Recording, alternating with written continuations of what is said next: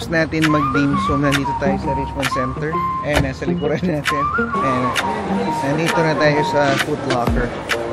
Hi guys, I'm just looking at ice cream. So ito, maglalakad tayo.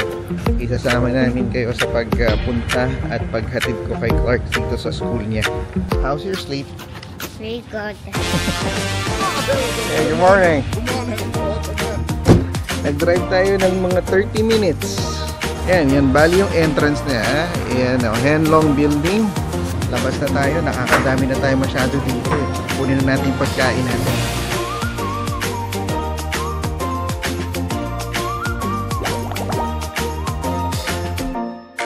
Mag-dimsum. Nandito tayo sa Richmond Center. Ayan, nasa likuran natin. Magtitingin lang tayo ng shoes ni Clark. Kasi maliit na yung... not naman maliit, pero yes. There's awesome random cars, but we have to be careful. Yes, be careful. Bibili lang tayo ng indoor shoes. Ay, outdoor pala. Yeah. Kasi yung gamit-gamit niya ngayon sapatos, gagawin na naming indoor shoes. Kasi mas luma yun eh. Para yung bago, yung kanyang parating suot-suot. Hindi ko lang alam, ang Foot Locker ba nandito or nandoon sa... Medyo malamig na ngayon. Right, Clark? Yeah. It's a bit cold now? Can't relate. Grabe. Parang malapit na talaga ang fall. Parang ano, it's before lunch. And medyo tahimik pa. Wala pang masyadong tao.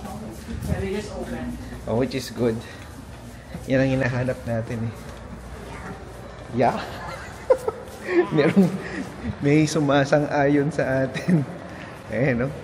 Parang ano. Yeah. Baka basag ano yung... Dad. Yes. Did Mom and I get night onto the mall? Did you what? Did we get night onto the mall with my mom? Ano yun? Inabot kayo ng gabi? Yun ba yun? Dito kami yung gabi. There's so much things to explore under the mall. Wala masyadong sinasabing gala. Nabubuking eh. Binubuking ng anak. Uy, kapareho kayo ng ano, sweater. Taylor Swift fan din dito.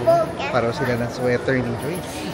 Sana laging ganito yung feel ng mall. Hindi yung parang masyadong madaming tao. Rush. Ako sumasama akong mag-mall pag mga ganito yung parang ambience o yung vibe. Para hindi yung parati ka nagmamadali. Tapos yung ano, yung noise din. So actually, go to Lululemon. May nagyayaya ng Lululemon. Lululemon daw. Alright, what do you say about that? We did it. Should we go to Lululemon or no? Say no. No. Parang malayo-layo pa dito yung ano yung hinahanap natin. Yeah. Parang doon side Kabila? pa. Sa left? Dapat ata doon tayo sa Purdy side nagpunta. Baka makita nito yung food court, biglang magyaya. Arthur. Naghahanap bigla ng dessert eh. Papadessert tayo. Umiiwas nga tayo ng dairy. Uy, parang may scene sa Arcturus ka. Where now? Ba't may pila? Baka na yun. Bakit pag may scene dito, may security guard? No, tignan mo. Pakita sa niya. Ayun, no? 1, 2, 3. May gwardyang nagbabantay pag sale. Parang bago yun ah. Oh my gosh. Sa bagay. Siguro may limit kasi kung ilang tao ang pwede sa loob. And nandito na tayo sa Foot Locker para magamit natin yung extra na gift card ni Cal para kay Claire. Hindi tayo sa Pacos. Wow! Umuon. Off natin. I-off daw natin. Mahal eh.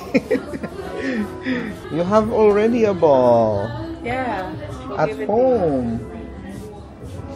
A basketball. A basketball. Tingin tayo ng sapatos. Slip on. Nope. Kailangan mo yung ano. Para you can buy something bigger. Ano? Yung may velcro.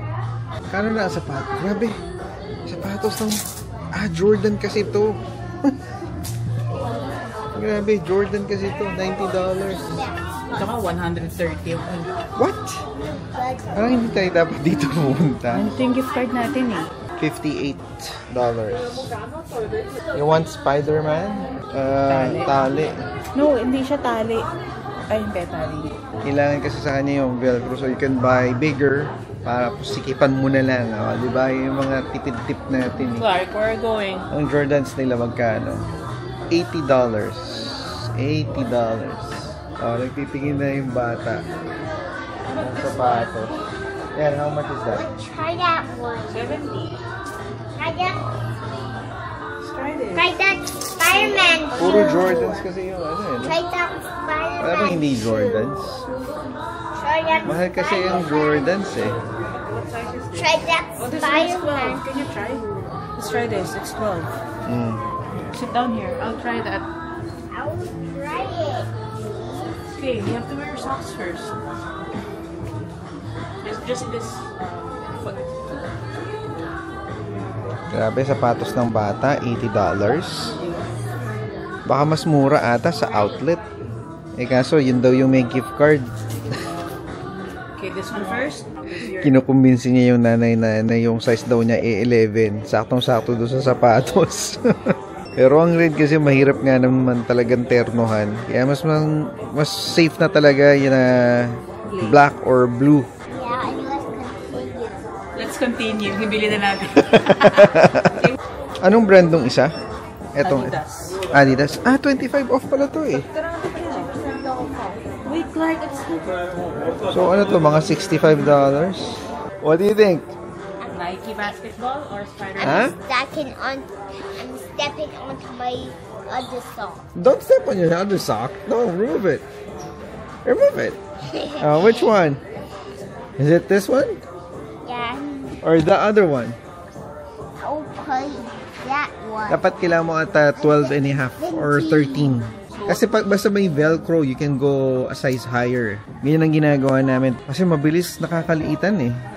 Nauna na kami ni Clark kasi namimili pa si Joyce nung pasalubong niya.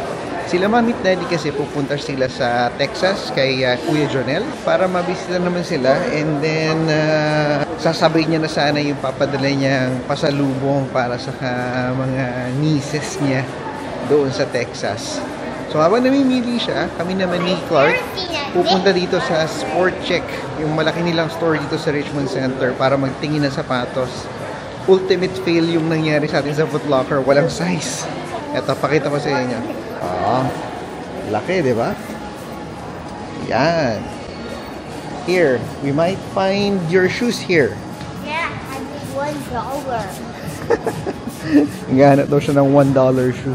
I'm looking for the capybara had $1 for baby one. Nakakita siya ng capybara doon sa store na kung saan naghahanap ng pasalubong si Joyce.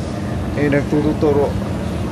Ngayon naman daw, maghahanap siya ng capybara shoes dito. So, total fail na naman tayo. Nung nagpunta kami sa Sport Check, bale, walang options. Puro pang matatanda. 2 floors ng shoes, accessories, and whatnot. Wala pa rin tayo nakuha. So ngayon, mag-iikot na lang tayo sa mga regular store.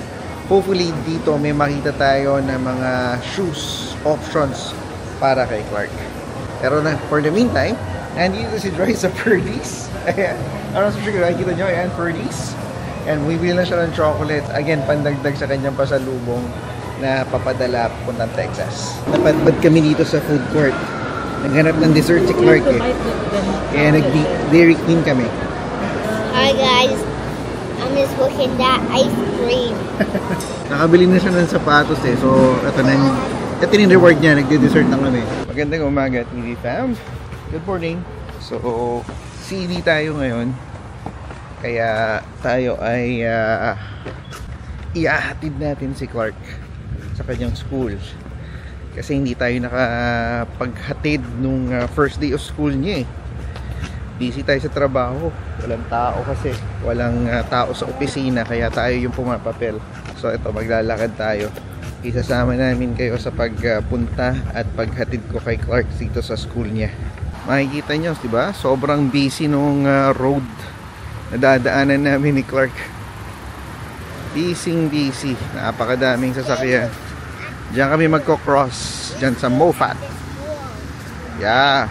Yes. Let's run. Run.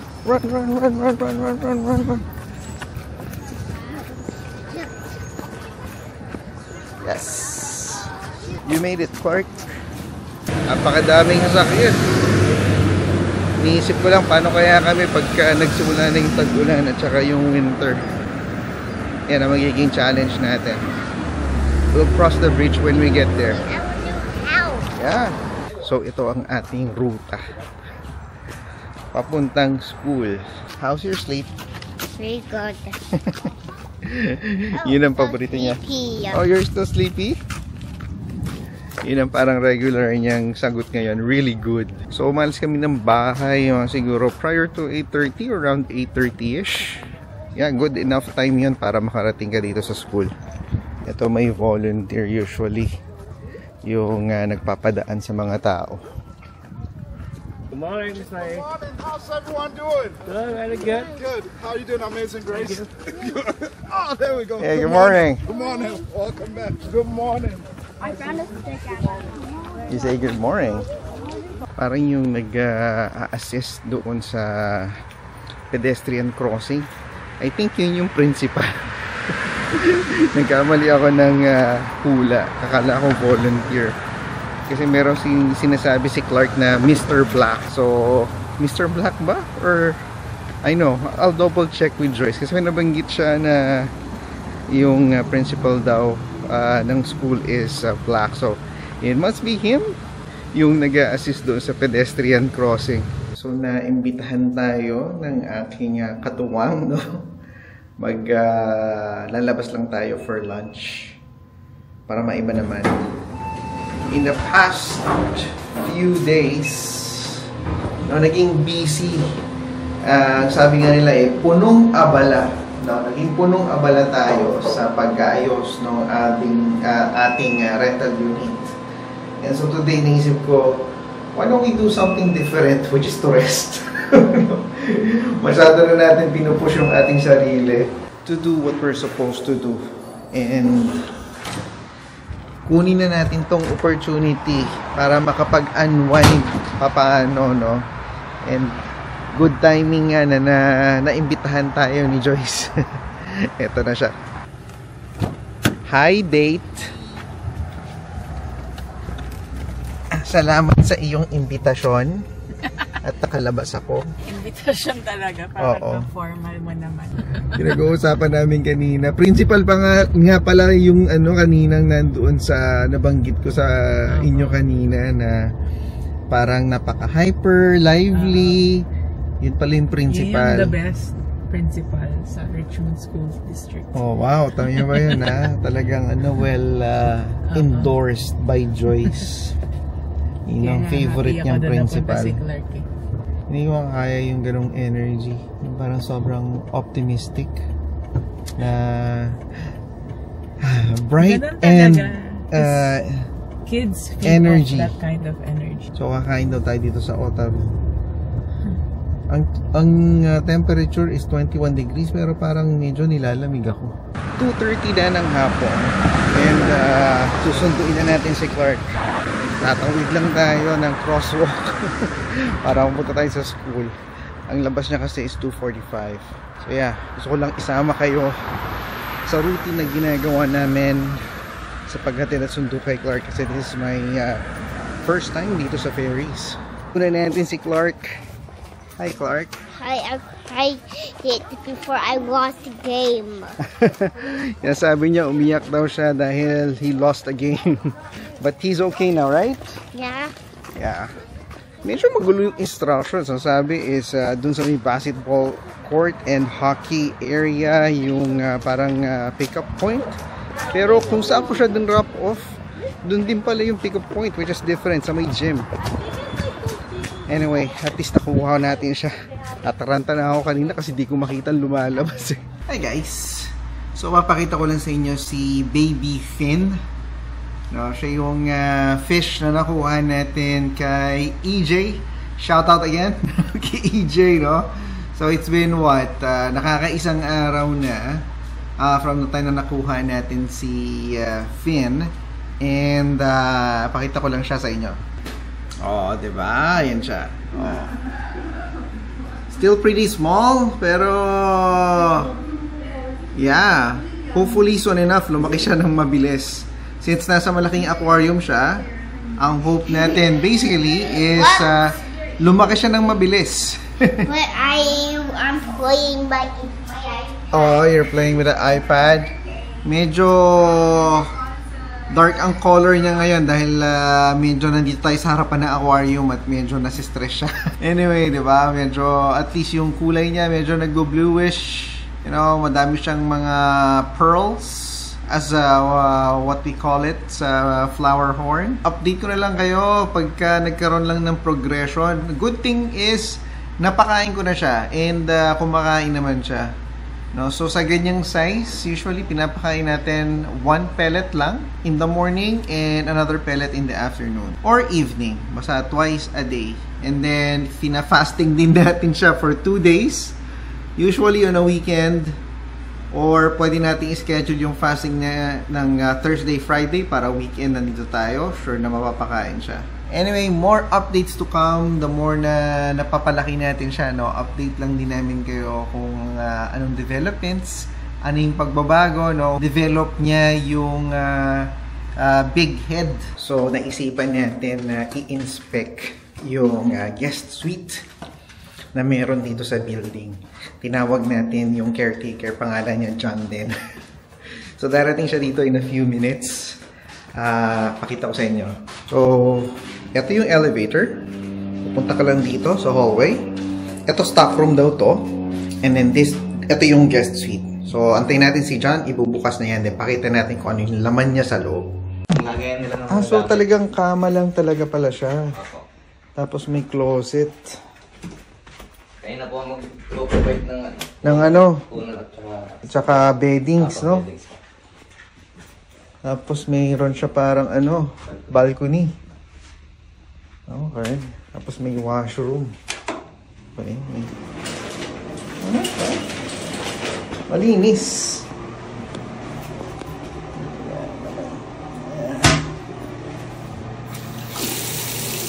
Okay. Ang ganda lang na may feature na ganyan, no? Tapos ang lapit pa sa mismong unit natin. Very convenient, kumbaga, lalo na kung may guest ka, di ba? And if you need more bedrooms, pag may mga guest ka, pwedeng rentahan yan. $40 per day. Hindi siya per night, but per day. So, from the time na makuha mo yung susi, may bayad na yun, that's $40. And then every day, $40 ng $40. Pero, still not bad, di ba? Still very convenient and very accessible. Yun nga lang, kailangan mo lang mag-provide ng mga beddings mo. And I think very ideal yung pagkuha ng ganyang unit, lalo na during winter kasi malamig, di ba? Nag-drive tayo ng mga 30 minutes. Nagpunta tayo dito sa Henlong. Salamat kay Nardino TV. First time natin dito. Stress na siya sa parking. Oh, grabe. Sobrang busy. Napakadaming tao. Ayan, bale. Ayan, Henlong International Plaza. Natin natin Zumba. Yun. Bibili tayo ng barbecue. Biglang nag-crave si Joyce ng barbecue. At saka titingin tayo kung ano pa pwede nating mabili dito. Huwag ka daw kasi bumili ng madami. Nakalimutan yung TNT bag. Pinukuha niya muna sa sasakyan. Yan, bali yung entrance niya. Yan, Henlong Building. O, diba? Ang konti lang kasi ng parking eh. Pero good thing na mabilis yung turnover ng sasakyan. So, isang ikot lang ang ginawa namin. Nakahanap naman tayo, nakachamba tayo. So, eto na. Tignan natin kung anong binibenta nila sa loob. Yan na, nakakuha na ng grocery bag. Kailangan ba ng cart? Hindi. Ay, yung ano na lang. Yeah. Dala tayo. Ayan, or vegetable. Ayan na. Ano ba ito? Oh, ladies choice. Pilipinong-Pilipino. Ano yan? Shanghai? Oh, the pancake. Ayan, gusto ni Clark yan yung pancake. Magkano ba sa atin yan? 5 piraso lang po. Mas konti. Tapos $8. Mahal, no? Isa lang. Oh, magkano tortillas? Sure. Ang liit eh. Ito po. Maliit ay. Yeah, but ito may malaki cheese. Tortillas with time Tsaka yung tortillas. red. Tsaka daw yung red. Dagdagan mo paano yung mga pang... Ayan. Uy, may V-cut na green? Ano to? Onion and garlic. 160. May blue din, no? Ano yung blue? V-cut na green. Patiin natin kay Mami. Cheese. 169. Mura dito yung V-cut ah. Alam yung binibili ni Mami, ano, Hindi ka na, masabi pa lang natutuwa. $7. Ito kasi talaga alam mong mura. Yung binibili ni Mami na V-cut sa TNT, $7 yun. Dito $1.69 lang eh. Dapat kasya lang sa isang bag. O, tara na. May mga crabs din sila dito. $13.99 per pound. Or, ano to? Cookies in cream. At saka ano to? Hazelnut. Kumuha ko ng ano, pillows. Pillows? 150. Ayun, tingnan nyo yung choices nyo guys. May Oishi din. Baka may Old Town, wala. Coffee, wala. Oh, may Calbee din sila oh. Okay lang makita nyo yung mga choices. May crackling din sila oh. Labas na tayo, nakakadami na tayo masyado dito eh. Kunin na natin yung pagkain natin. Guys, ito na yung zuppa. Ayan. Yan ang menu nila. So, umorder kami dito ng barbecue. Salamat Anardino sa recommendation. Ayan yung ano nila, oh, pagkain. Pero yung sa amin, tinawag na namin eh. So, pick up na lang. Nakalibre pa kami ng tosino. Masarap, no? Nandito tayo ngayon sa Mango Yummy. Umu-order si Joyce Bali ng drinks natin. Alas 7 na ng gabi. And dahil nagkikrave na tayo biglaan ng cold drink for dessert after dinner. Ayun siya, nakita niya ba? Ayan o. Mo-order siya. Pick up lang naman. Nakasakto din kasi na merong 50 off discount si Joy sa Uber Eats. So yung tatlong drink lumalabas parang $18 na lang. Why not, diba? Almost $7 each na lang yung price nung bawat drink natin. Yun, no? Yung reward ni Clark kasi sumayaw siya ng soda cup. Pinasayaw siya ng nanay niya kanina. Yan ang banding ng pamilya. Yeah, which is I'm looking at the doors and we saw here the sound. Okay, Hindi niya masuscoop yan. Yeah, it's flat. Forget it. Don't tilt the cup, Clark. Yan. Kumain ng Mango Yummy. City of mine, how I love the city of mine. It never gets me down. City of mine.